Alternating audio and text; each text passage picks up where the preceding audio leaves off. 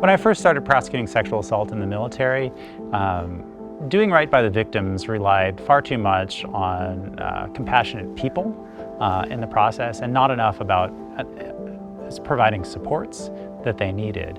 One of the programs I helped start and plan for the future for in the Guard was the Special Victims Counsel Program. And what we decided was that victims deserved a lawyer. You know, how could we say that the accused deserved a lawyer more than the victims? And so we started that program.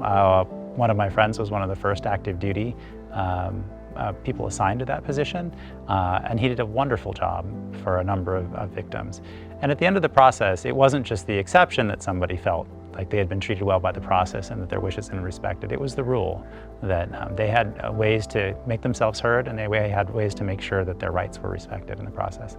So I'm really proud to have been a small part of that, and I hope we are doing better as a service and as a military going forward.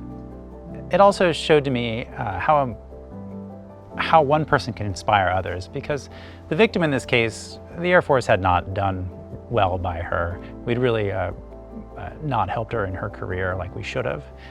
But she was brave enough and trusted us enough to come forward, and I wanted to make sure we saw that case through to the end. And you know what, when she came forward, all this guy's defenders said, "Oh, no, he's our guy, he would never do such a thing." Until one of them, a young woman who was working in their very squadron, came forward and said, "It happened to me too." And that I wasn't brave enough to come forward right away, but this other woman's story inspired me to tell my story. And that, I think, really served as a model for me going forward, to make sure that we were always treating victims well. We were always respecting them and their wishes in the process.